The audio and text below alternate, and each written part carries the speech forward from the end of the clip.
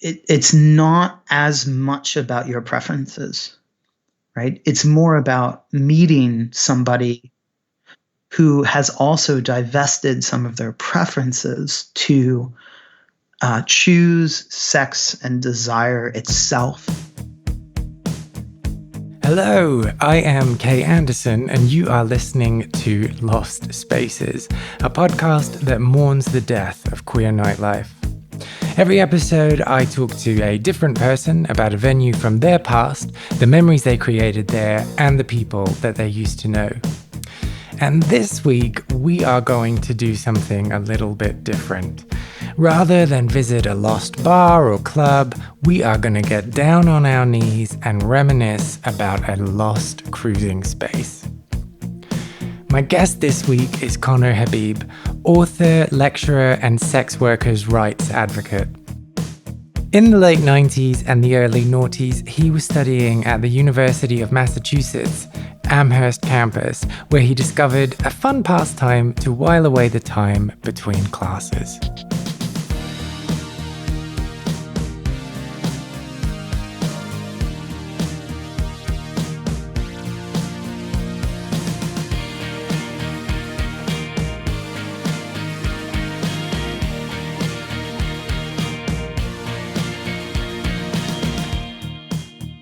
Amherst was like very politically left of where I grew up, and where I went to school first for 2 years. So, even though people don't think of Amherst as like, San Francisco or New York or LA or whatever, it still, the conversations that people were having were on a regular basis were very different. The kinds of restaurants that were there and, what was in the bookstores and all that kind of stuff was a completely different place. So that was, very exciting for me. And how big a town is it? I mean, it's really small, but UMass had like 30,000 students, and then there's Hampshire College, Smith College, Amherst College, and Mount Holyoke. So it's just 5 colleges in this one area. And so it's just tons of kids and professors and, so there's a lot of sort of cultural events and stuff too. And lots of those professors with leather patches on their tweed jackets with scarves, I'm assuming. Yeah. And Hampshire is all those were liberal arts schools except for UMass, which is a state school. And, UMass had basically a Marxist major, so it was it was pretty, cultural shock for me. And how so? How did that make you feel? Oh, well, I mean, great. It's I even though you still had to sort of search and find the people that you had a lot in common with, you still didn't have to search as hard or feel quite as isolated as you would in Pennsylvania, where I grew up or where I went to school for my first 2 years of college, So yeah, it's a different baseline, isn't there? There's that. Yeah, exactly. Yeah. And so lots of students, but it was the 90s, so no Grindr, no Scruff, no anything else. How did you meet people? Yeah, 1999 was the year I moved there. Yeah, I mean, at first there was. You mean how did I meet gay people? Yeah. Well, yeah. Yeah. I mean, so first there was the vegetarian food hall, and that brought in all the kinds of lefty vegetarian vegan punk rock kids, and so I would go there and just check out people there. I mean, not that was where but right next to that there was a dorm called Mary Lyon, and that had a gay, I think maybe 2 or 3 gay floors on it, or you wouldn't say LGBT at the time really, but you would say gay and lesbian floors, and that was right by the vegetarian food hall as well. So a lot of people from that would go there, and then that was basically it, initially. I think maybe, I mean, obviously AOL, like America Online and America, AIM, Instant Messenger were around. And so you could use those to meet people, but so it was hard to find people in the area. And I think right around then, gay.com was probably, maybe not that first year, but definitely like the second or third year I lived there. Gay.com was around, so you could use that, and net meeting. I don't know if you remember that, but No. it was basically like a cam site where you would meet people with your cameras on. Very early, and it got shut down pretty quickly, and of course the images were so choppy. I was going to say, so just like this little pixelated person taking their photo. Totally. Yeah, totally. Amazing. So yeah, that was how I think. And I mean, probably Craigslist was around then too, but I don't remember. But those would be the ways. And there was also a bar called the Grotto, which later closed, and then there was a bar called Divas. But the Grotto, you couldn't. I guess I was 21, like right after I moved there. Yeah, because I had waited a year after high school to go to college. Then I was in college for 2 years, and then I moved to Amherst. So I think I could probably go to the Grotto shortly after I moved. And so you could meet people there too. But the Grotto was in Northampton, so it was a little bit of a pain in the ass to get there. And you wouldn't want to go to the gay bar by yourself when you're 21, So that was I didn't go there that much, but that was another way to meet people for sure. Yeah. And so what was the 21-year-old version of you like? Oh, a total asshole. I was not very, like I was a jerk. I was angry. I mean, I was like a college kid, like lots of college kids now, who are on, social media talking about social justice and all that kind of stuff. That was me, but it was 1999, 2000, 2001, and you had less of a platform. Yeah. Like I didn't have social media obviously, but I was very like, I had a lot of passion and anger and frustration around what was happening in the world. And that made me really angry all the time.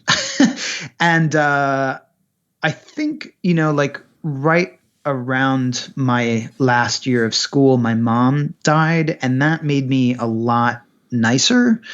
Moving to Amherst made me nicer because Pennsylvania is just an angry state to begin with. Like there's a t-shirt that says, "I'm not angry, I'm from Philadelphia, and so like people, it's very hard for people who don't live in Pennsylvania understand Pennsylvanians. We're like pissed off all the time, very direct.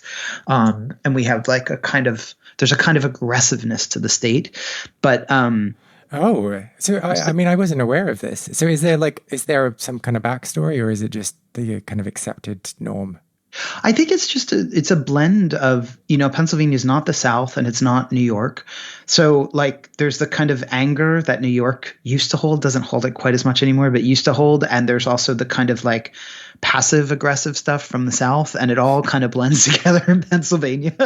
I mean, that would be my best sort of guess. But there's also a lot of German people in Pennsylvania, and Germans have that, the reputation of being direct people, and so I think. Yeah, but direct is different to pissed off, right? No, I know, but I'm saying it's like a combination of the mannerisms and being direct as a communicator and all that kind of stuff. And so moving to Amherst, everybody was a lot nicer. I mean, there was still a lot of like impassioned argument and frustration with the world and all that kind of stuff, but it did mellow me out a bit to move there. I became a nicer person just by virtue of moving. And then when my mom died, that just kind of knocked me on my ass. And I was like, what the fuck am I doing, with my life? Why would I be mean to anybody?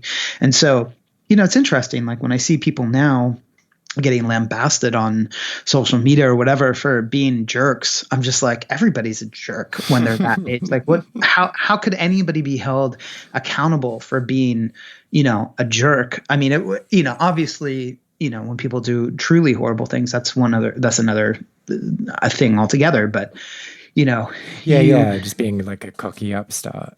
Yeah, exactly. Yeah. That's part of what college is for, is to help you find the contours of your own individuality and your own, the things that you really care about and that mean a lot to you, and to hold them with a kind of emotional intensity, Yeah.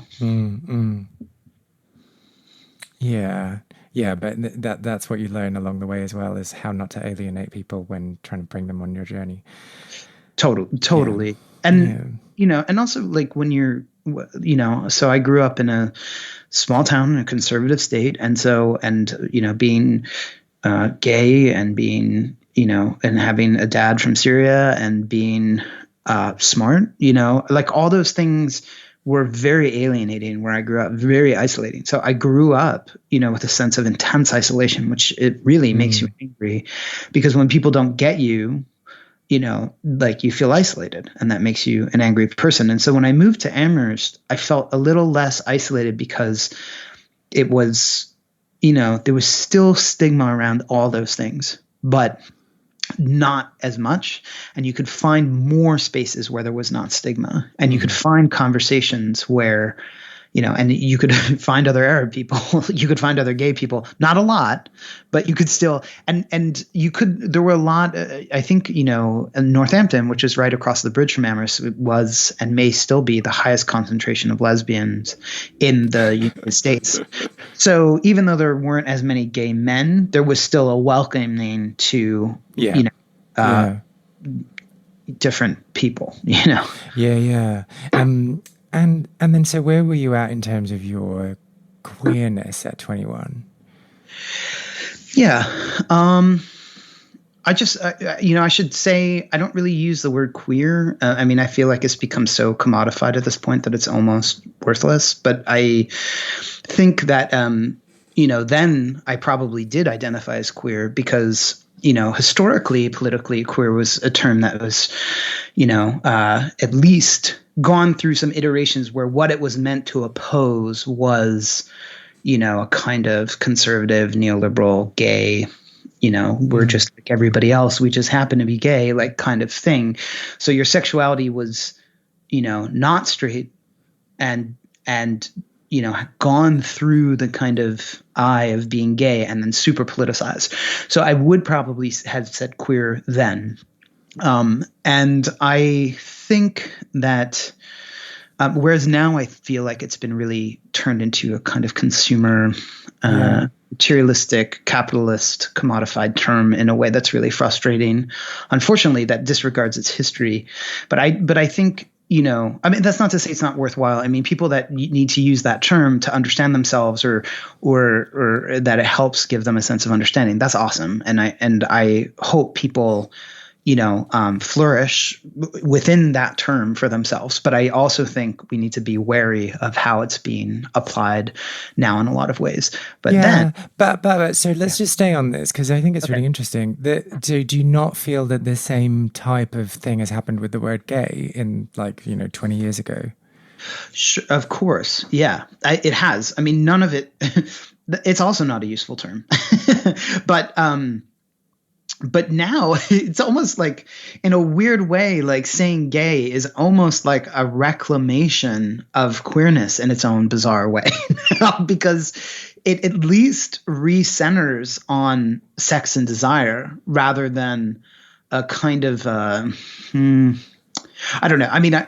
I realize some people will be listening to this and object to what I'm saying, but I just want to say, I understand that gay has come to represent a kind of white, cisgender, privileged, homogenized thing. Hairless. You forgot hairless. Hairless. But what I would say is, as that happened to gay, that's also occurring and happening with queer right now, that queer is becoming an aesthetic rather than something that's tied into history in a deeply radical and political way. So you can have people that are for,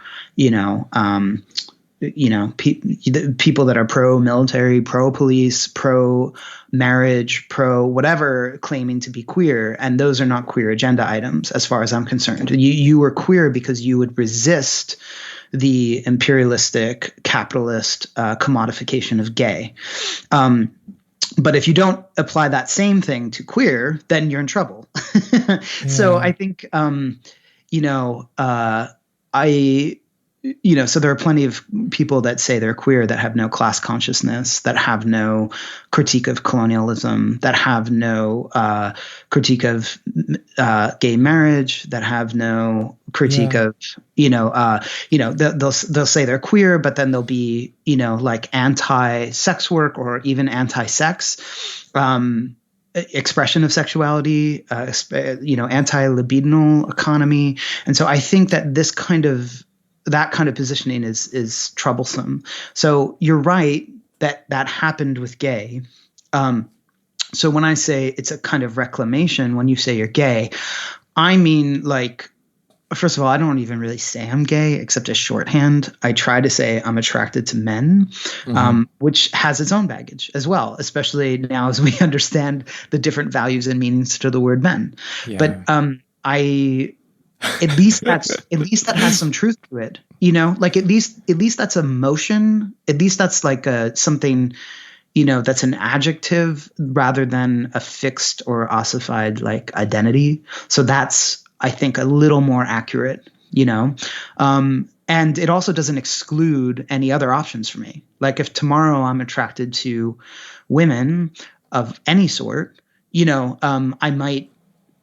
I would be able to say that without having to get rid of saying I'm attracted to men, or without having to label myself something that has all kinds of political problems historically or whatever. If that makes sense. Yeah, absolutely. But I guess it also depends on whether you think that once you've labeled yourself one thing, you're not able to take away that label or move or have some fluidity and flexibility.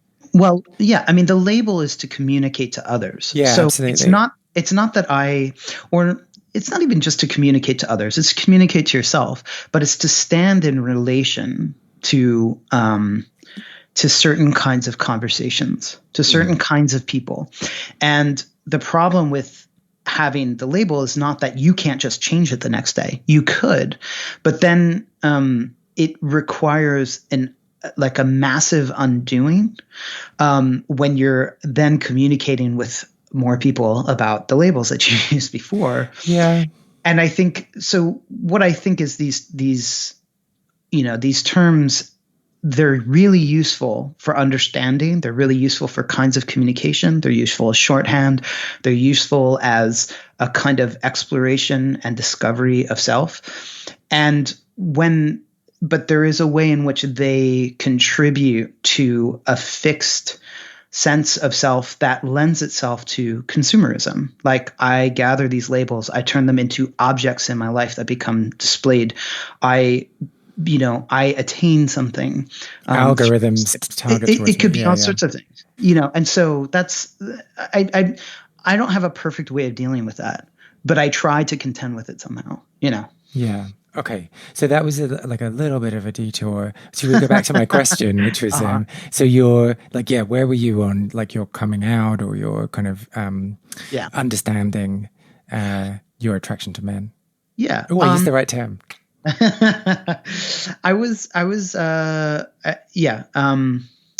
Well, like I said, I would have said queer that time and understood myself as, certain in my life, like trans men certainly weren't in the picture, at that point in time in like 1999, 2000, not because there weren't any, but just I hadn't entered my conception of the world exactly, or if it had, I wouldn't have understood it properly.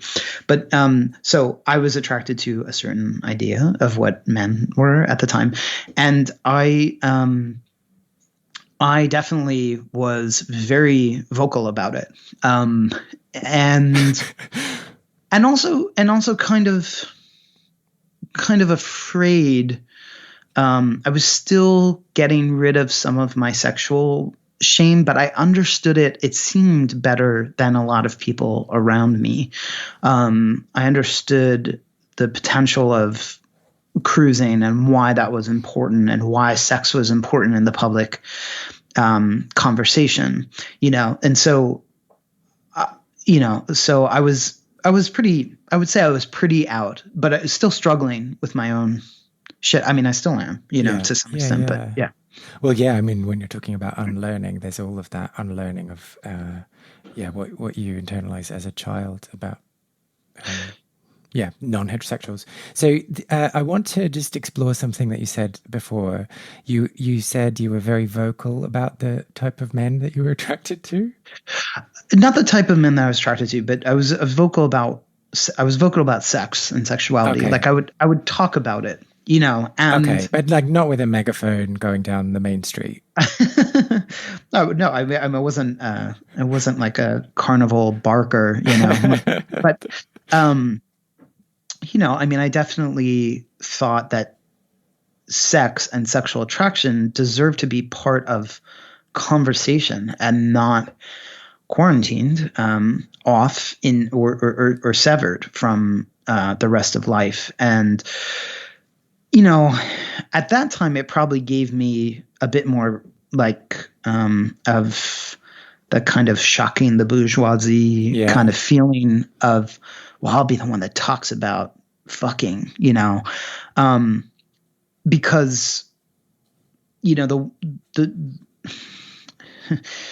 people had a certain way of talking about it back then that's different than now. I would actually say things are much worse sexually now than they were then, but people had a different way of talking about it then, that like it became a jolt, you know, to hear someone talk about talking back then openly, especially if you were, you know, a dude attracted to dudes, you know.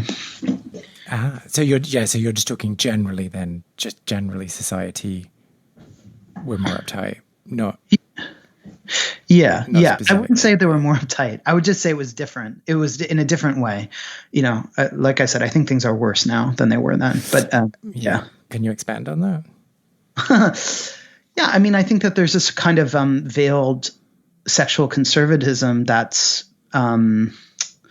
permeated the left in a way that you would not have expected.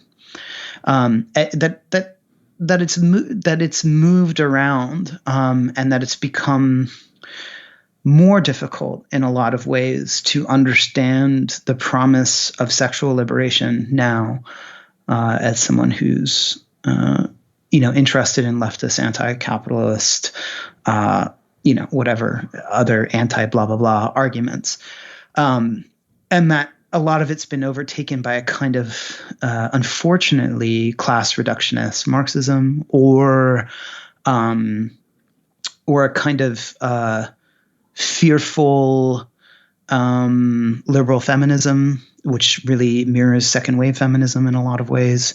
And so I think there are some issues there, even though we see much more availability of sexual imagery. I think a lot of the attitudes towards sex combined with politics have gotten worse. Okay. And that differs from at that time. I think people understood, you know, it's like, so I can compare it to Ireland, where I live now, to some extent. Ireland's actually better, I think, about sexual liberation. This might surprise people, but it's better about sexual liberation than the US.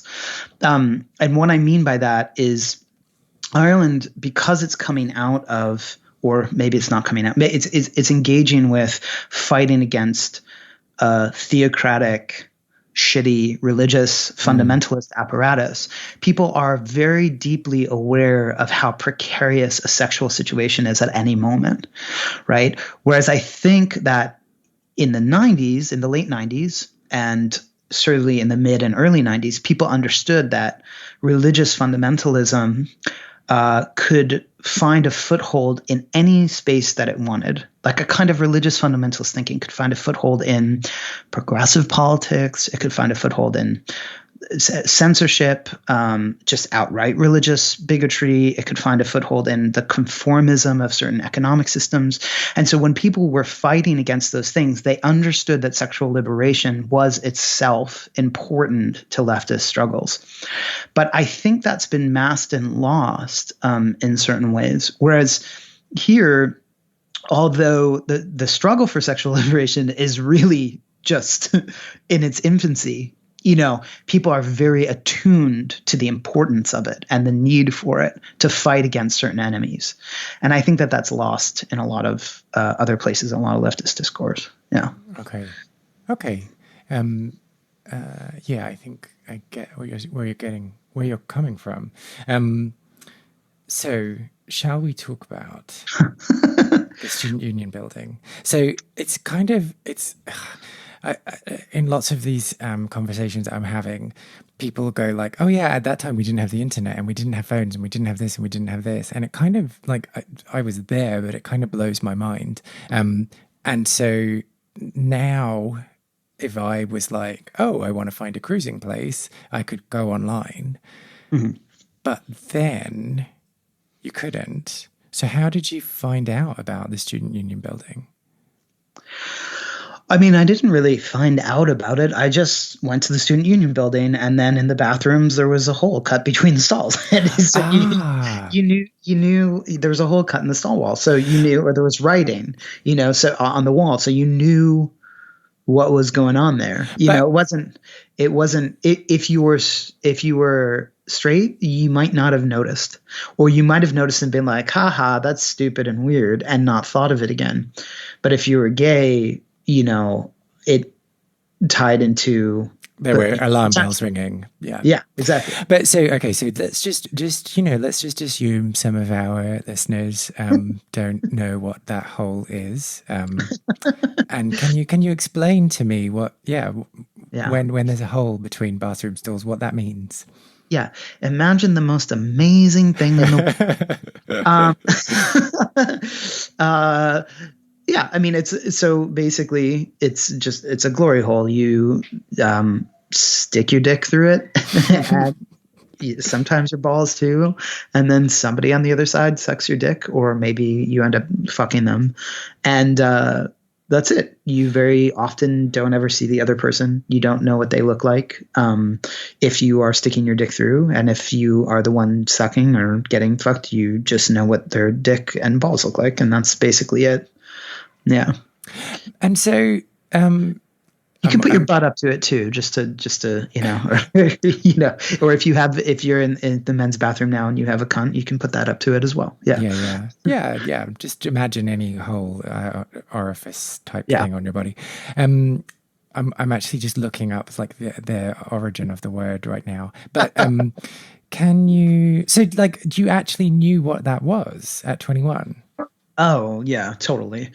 At that point, I mean, I had been in cruisy bathrooms before at that point, but I don't think I'd ever been to one that was easy to go back to and that like because of where you lived and stuff. Exactly. Yeah, I was on campus every day, and that was accessible, that was populated, a lot,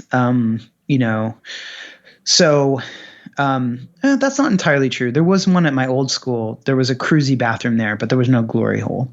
So the glory hole was the new technological innovation in this student union bathroom. Magical world.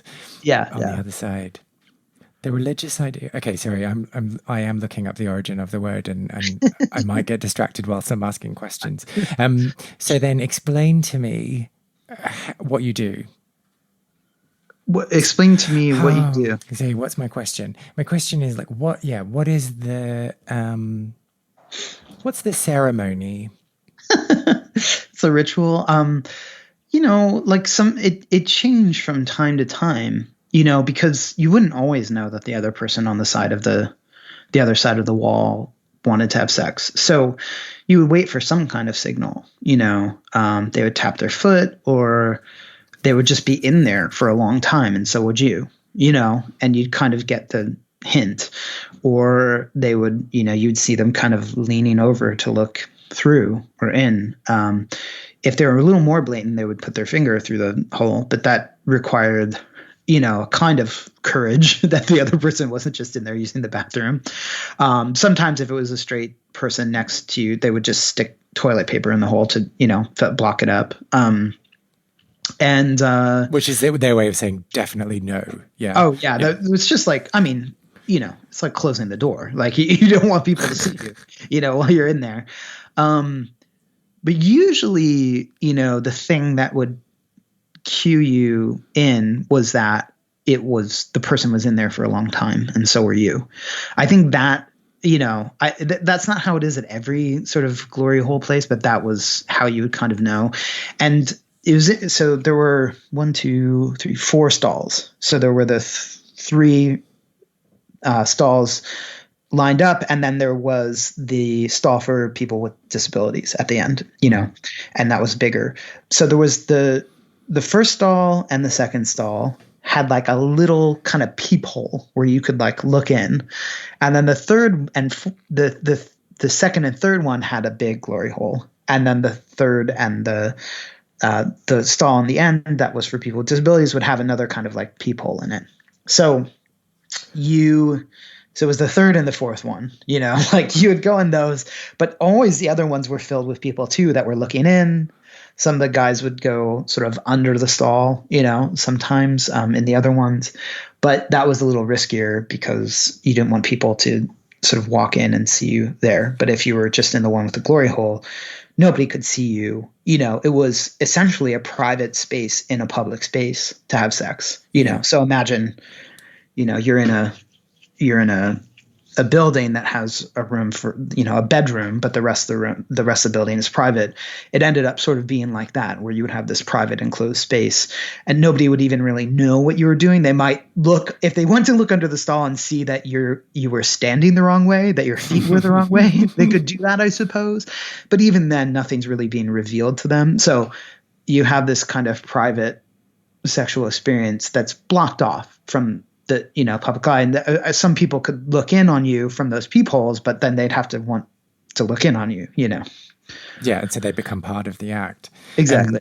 And so, like, how long was the longest time that you waited there? Oh gosh, I don't know. I mean, that's a great question. I like, how dedicated was I? Well, yeah, because like, sometimes when you're like in the zone and you're on a mission, you know what you want, that's the place to get it. How dedicated were you, basically, is what I'm asking. Oh, I mean, that's a complicated question because usually I would go there between classes. So I only had a limited amount of time. So how many classes did you skip?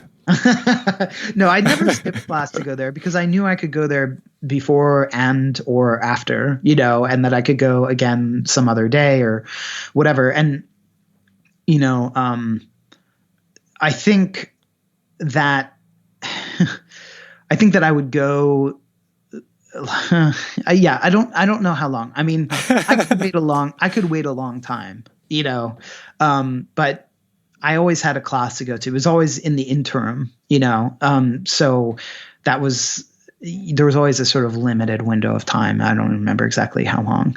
But one of the other things was there was a bathroom upstairs that sometimes some people would cruise the urinals where you just kind of like look over and you'd see something was going on. And then you go upstairs because the upstairs bathroom was very small, but it had 2 doors to entry. So you could hear someone coming in the first door time before they went through the second door. And then you'd be like, okay, well, we can stop doing this before someone comes in, But okay. All right. Wait.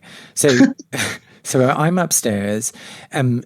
But like, am I just like out or am I in a cubicle when I'm doing stuff with someone? Oh, upstairs? Yeah. Yeah. I mean, a lot happened at the urinals upstairs, but it wasn't okay. But it wasn't like. But again, I mean, I suppose some people got caught doing that, as people do anywhere when they have sex in a public place. But it was very hard to be interrupted. I get. And so when you're cruising at the urinal, is there different types of sexual acts than you would have through the glory hole? I mean, there are different cues, like you would again, but a lot of it was just time. Like you would just notice someone was standing there too long, and so were you, and then they were just shaking a penis that had no piss coming out of it. Yeah, or they would just look over at you, or you know what I mean, like, and so you would know. I mean, the real problem, was Yeah, I don't know. I was going to say like well, no, I don't really have any problem to say. I was going to say, you would know they would tap their feet, or they would go after they pissed, they would go to the sink and they would wash their hand like 3 times, to see if you were sticking around, that kind of stuff. Oh God, in a post-COVID world, you're just not going to know. Right. Or we can just assume that everybody is cruising. And so like, are you more the like initiator, or are you the follower? Well, when I was in undergrad, I was much more the follower, because a lot of times it was some older guys in there, guys that lived in town that wanted to hook up with college students, or that doesn't explain my behavior. I'm just saying, like, I would have been, for the most part, a little afraid to initiate unless I saw someone in there that I had seen go in before, or I had gone upstairs with before, and then I'd feel a little more comfortable initiating at that point. But I think out of the hundreds of times I've had sex in that building, I probably sucked like 3 dicks. Like, it was always me getting, so I was always the oral top, really. I think there were probably a few times that people, like, that I fucked people without knowing it too. I think like they just sort of turned around and I didn't know, because I remember there were times when, like, I would feel something banging against the wall and I was like, what's going on? That person's going to get concussed. Right, right, exactly. Or like, they would put a condom on me, and that, then I would know. But some guys like sucked you with condoms on back then too. So that still happens sometimes, but very rarely now. God, isn't that weird though, to think that, like, you can't tell the difference?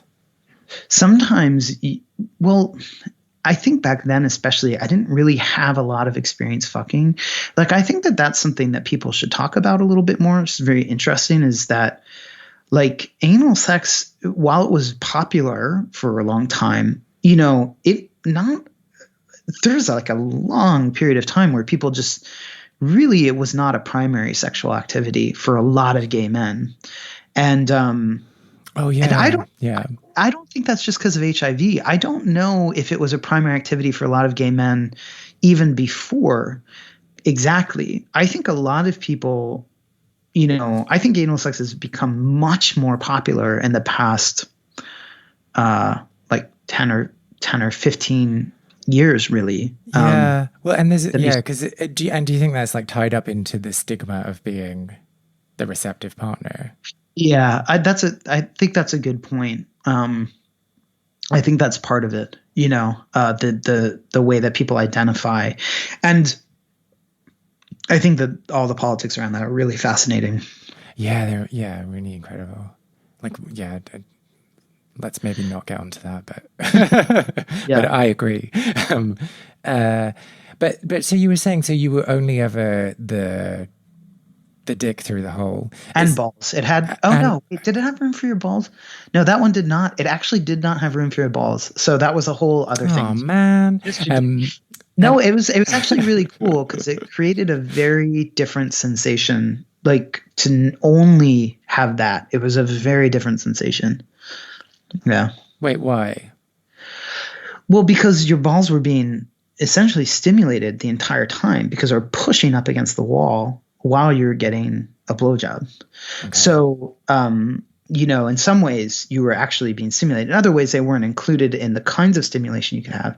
But, I feel like I'm remembering both. So I think what happened was, one day you came along and you made the hole bigger. I think someone made the glory hole bigger at a certain point, because I remember in the beginning it wasn't as big, like that you could fit your whole self through it. And then it got bigger. Yeah.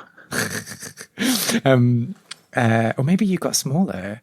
So why were you not ever the receptive partner? Sorry, that's like such a private question to ask. No, God, as if this isn't all. Yeah, I mean, I'm mostly a top. Uh-huh. In my life, it's really interesting because I was mostly a top, and then I had this boyfriend who always wanted to be the top, and then I was a bottom, and then I was a bottom for really. I wasn't a bottom, but I was like tended towards bottoming more. And then when I was in porn, for like almost 10 years, like because my dick is not huge, they would always cast me for visual purposes as the bottom, I think. So, like that really tied into my thoughts about what I was and everything. And now that I'm not really doing porn so much anymore, I'm more top leaning, but I mean, I can do whatever. But at that time, I was really mostly just interested in topping. But I also, I guess I thought about sucking guys' dicks a lot, but I think I was probably a bit afraid. I think I had the internalized homophobia that masqueraded as disease fear. That a lot of people have, where your internalized homophobia just is like jumps from place to place, finding whatever it can whatever excuse it can like to hide latch it. onto. Yeah, exactly. If we just like dart back to the signaling and the initiating and all of those things, did you ever get it terribly wrong? Let me think. Did I ever get it terribly wrong? No, I don't think so. No. So you were never like locked in a stall with someone banging on the door threatening to beat you up because you got it so horribly wrong? No. Oh, man. Would have made an interesting anecdote. I'm glad that my homophobic gay bashing would have made your podcast more interesting. I never got it wrong. No. Isn't that really interesting? Like, sorry, I've said that so many times. Isn't that really interesting? Like just the instinct that you're relying on in those instances, and that negotiation, and like agreement without having any conversation or any kind of, just really, really primitive signaling. Advanced signaling. I think not primitive. It's like it's something that was, gay cultural inheritance for a really long time, where you would walk down the street and you would catch somebody's eye or, whatever. And I think that ties into gay history a lot. Before the AIDS epidemic, in U.S. cities, at least, you would have all kinds of subtle cues, and you would also notice very subtle and nuanced art criticism, cultural critique coming from LGBT people, right? And you would notice that in their cultural presence, in their sexuality, in the way they would meet other people to fuck, all this kind of stuff. And then after or during the AIDS crisis, visibility became so important and it became so pronounced. And then coming out of that, you have a very out, proud, huge signaling presence, without, it has some subtlety, of course, and nuance, but you would have a huge, like, big stage, loud, amplified kind of version of queer aesthetics and politics. So, it's like, it makes sense that you would have big stage drag queens with, really not that didn't exist before. Of course it did. But that took the sort of center stage, and it's a natural extension of people needing to shout, like, gay people exist and they're dying. Pay attention to us, they exist and we're dying,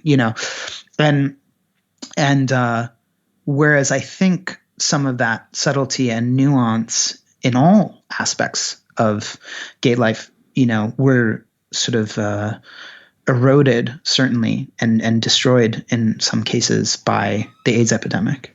And what do you so we're seeing kind of like cruising grounds and spaces disappear, or just like people stop using them for that purpose, because a younger generation isn't necessarily kind of just doesn't think it's for them. What do you think we're losing? Yeah, well, so not to be disagreeable, but I don't think that's true. Okay. Before I moved to Ireland, I took a 3-month road trip across the US. And I mean, there was cruising everywhere, especially in, rural states and rural areas. I think that people who locate cruising or differing sexualities in cosmopolitan city spaces might see an erosion of it. But I think that that's always been a failing of people who live in cities to talk about the rest of the world's sexuality as if it exists in the cosmopolitan manner. And I think that that's true even, again, like before the AIDS epidemic, like back in Stonewall, like all that. I think that's always been a miscalculation, and an exaggeration. And again, not everybody's done that. But I think that, it's good to remember that these spaces still serve really necessary function everywhere in the world that's not a city. And they serve a function in a city too. And that most people now conceive of understanding your sexuality as something that you can be open to and do something about if it's not the sort of idealized heterosexual, whatever. But lots of people don't understand their sexuality until they're much older. Lots of people don't want to live out or in their sexuality in the ways that are presented as options. Lots of people don't want to commit to a sexual identity that relates to prepackaged ideas of what sexuality is. So I think these spaces, they still exist. They will always exist.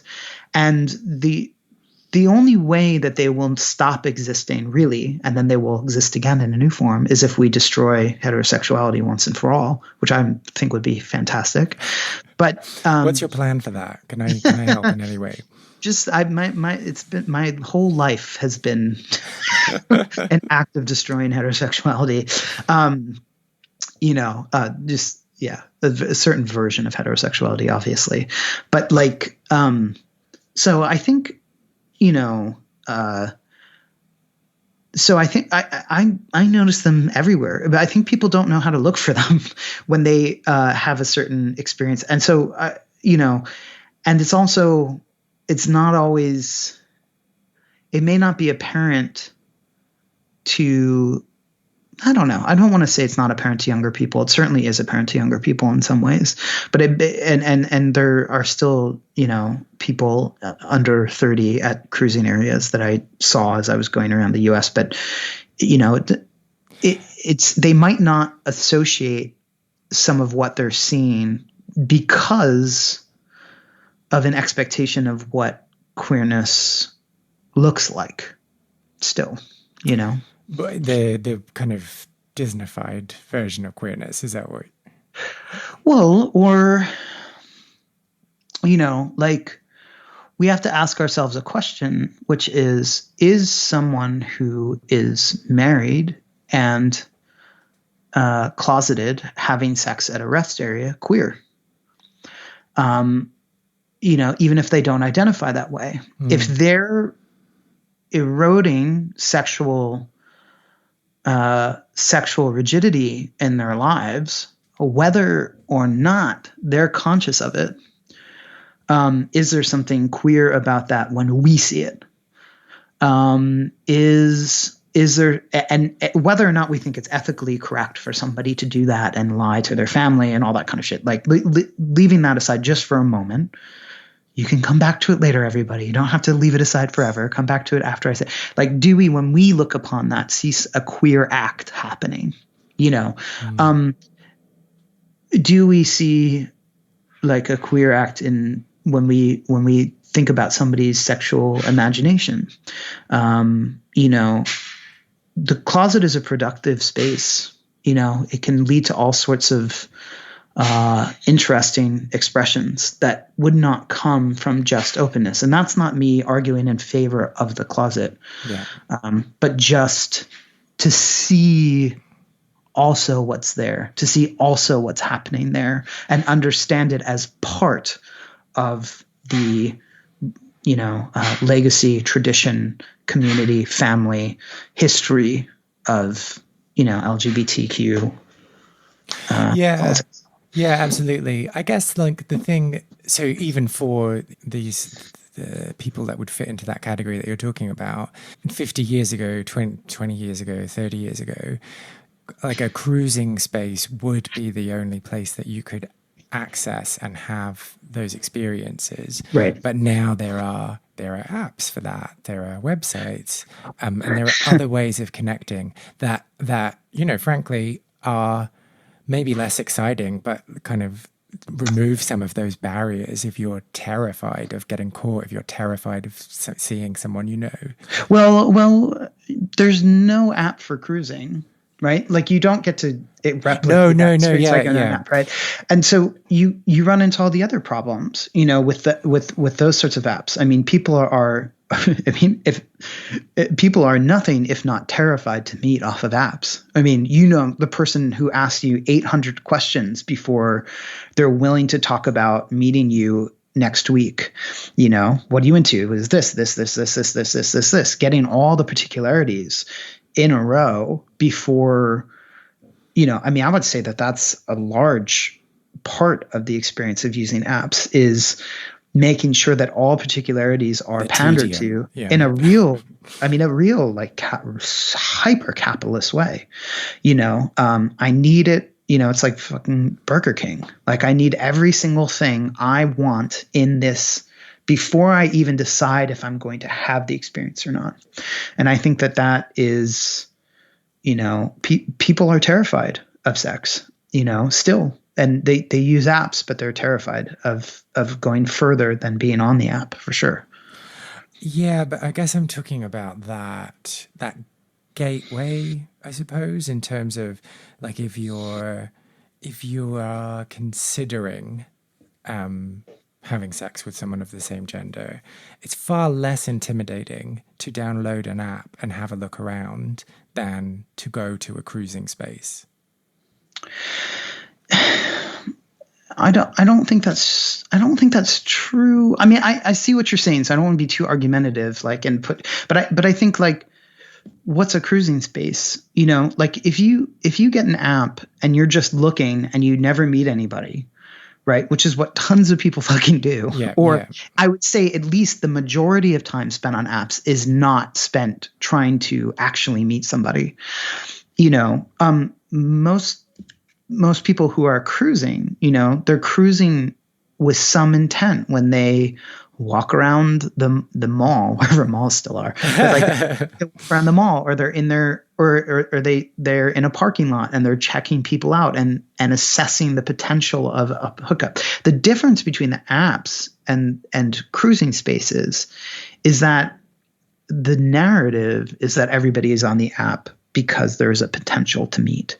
Whereas cruising spaces, you have to figure out if people are there for that reason, which is a different thing. I mean, there are lots of other differences too, but I think that's kind of what you're getting at. Like, if you go on Grindr and you see someone on Grindr, you can make a reasonable assumption like, this person isn't on here just because they've parked their car, on their way to somewhere else, but you don't know if that person has any intention of having sex. And very often, neither do they. So there's a different kind of speaking from experience here. Sure. And it's like I'm making huge assumptions when I'm making this type of statement. I suppose I'm just thinking about from my own experience and what would be the least scary option. Do we want it to not be scary? Is that, I mean, I totally appreciate it. Physically threatening, some people don't. I would say most people probably don't want it to be physically threatening, but that's different than not scary, Yeah, right? yeah, yeah. No, yeah, absolutely. And I totally am not discounting the thrill, the thrill of it and the excitement and the spontaneity, which you don't get in an app. But I suppose that dipping your toe in the water is yeah, I'm just putting out that would be my preference is to create an app on Grindr, ask for lots of pictures without sharing my own, asking what their interests are without telling them mine, and then blocking them. Well, see, think about the difference between that and a cruising spot. You go and you would probably have sex with people that, you know, it's not as much about your preferences, right? It's more about meeting somebody Availability, yeah. who has also divested some of their preferences to choose sex and desire itself instead, and to abandon identity. I mean, a glory hole is a An pretty good place extreme to. version of that. Exactly. Yeah. So then if you go to a cruisy spot, a parking area, and you walk into the woods, like people abandon their identities there, and Whilst getting there's fresh air as well. yeah, right, exactly, while doing a tree bath. But but really, there's a kind of radical honesty in that. Yeah, yeah, absolutely. And I mean, you can make the same argument about bars as well. That like, there's a proximity factor where if you were being asked for your ideal and you wanted like to itemize the things you were looking for and the acts you were looking to undertake, then you can just stay at home all night on Grindr, Right. or any of the other apps. Let's not leave them out, but when you're in a bar or a club or yeah, if you're out in a cruising space, you're like, well, what's available to me, you'll do. And there's some magic in that because Yeah. yeah, you're like you get something that you're not expecting. I think it's really, really important for people to interrogate their own boundaries, particularities, and preferences, and the specificity of them. No one else has the right to do that for you. Like, no one has the right to push you past your own boundaries. But everybody should take up the challenge and also the excitement in some ways of interrogating, why do I think I like what I like? What would happen if I did something that was outside of that, just to see, and if I'm not willing to do that sexually, can I masturbate thinking about just kind of weird things that and give myself a completely safe space to try that out? Could I try that out with somebody else? I mean, there are lots of reasons why I think this is really good. And I think that cruising spaces, in some ways lended themselves to that and continue to lend themselves to that. But I think that Grindr, I think the hookup apps are largely the exact opposite of that. They're a labyrinth of unending consumerist preference choice, and it really drowns and damages people in a way, because it concretizes. It really helps them avoid any self exploration. And that's not true for everybody. Some people use Grindr and Scruff, if you want to add one other one in, they or BBRT if we really want to go there. But I think BBRT is probably more like a cruising space than like the apps. But you have people.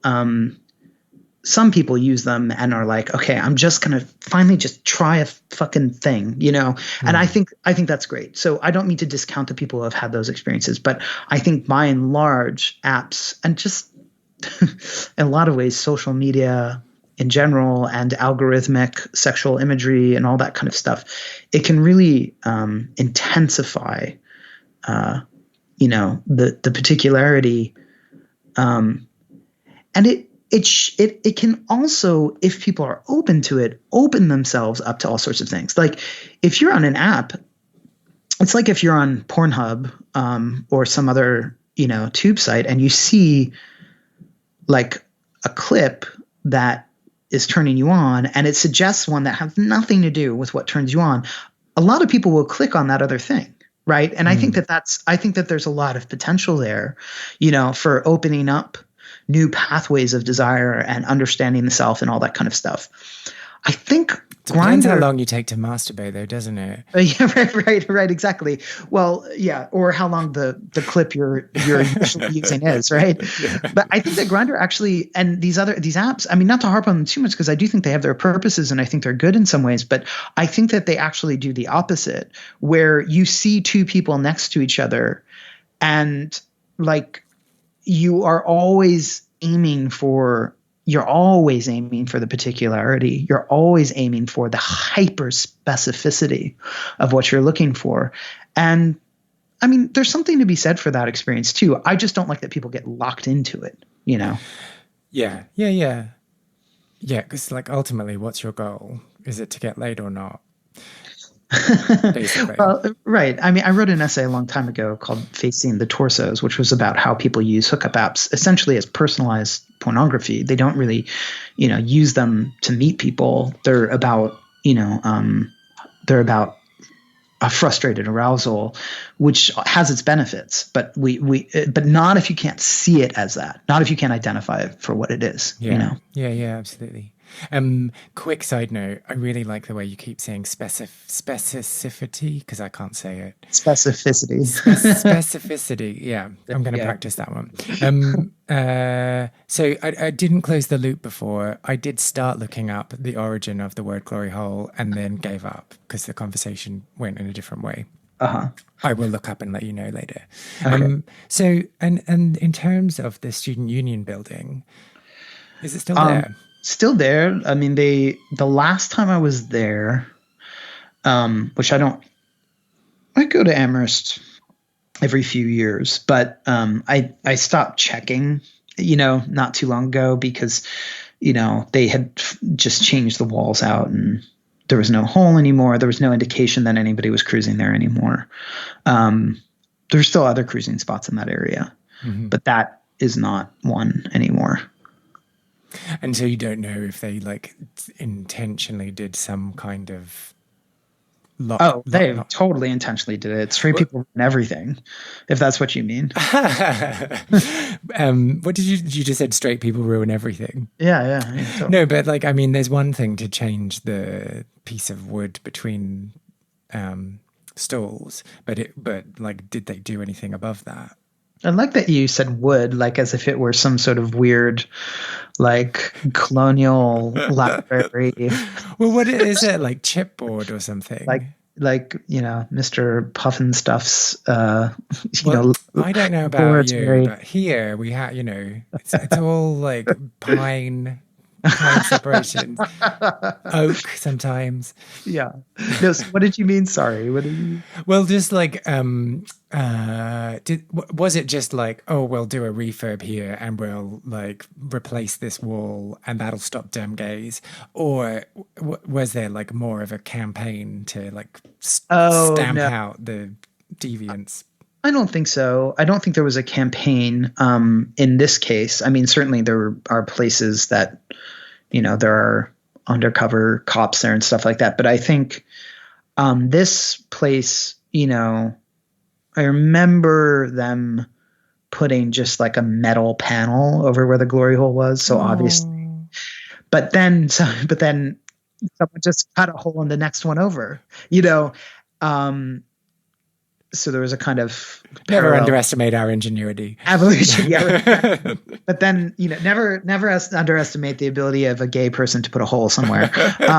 But they, and then they boarded that one up, with a bent metal panel, and then eventually, the walls themselves were just changed out with metal walls, So because before they were that sort of dense plastic, whatever that is called, I don't know what that's called, but between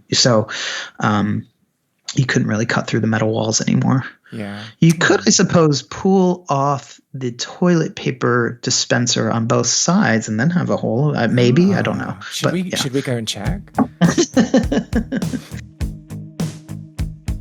Did you ever go to the men's bathroom in the student union building at UMass's Amherst campus? Or heck, did you go to any cruising ground that no longer exists? Well, if you did, I would love to hear from you. Tell me your stories and share any anecdotes and maybe not photos through social media. You can find me on most platforms, that's Twitter and Instagram and Facebook, under the user handle @KAndersonMusic. And you can find out more about Conner by following him on Twitter @Conner Habib or on Instagram @AgainstEveryoneWithConner Habib. Lost Spaces is not only a podcast, but a concept record as well. I've been writing songs about queer venues and the people who used to live their lives there, and will be releasing songs over the coming year. You can hear the first single from the set, Well Grown Boys, which is also playing underneath my talking right now, on all good streaming platforms. If you liked this episode, I would really appreciate if you subscribed, left a review on Apple Podcasts, or just told people who you think might be interested in having a listen too. I am Kay Anderson, and you've been listening to Lost Spaces.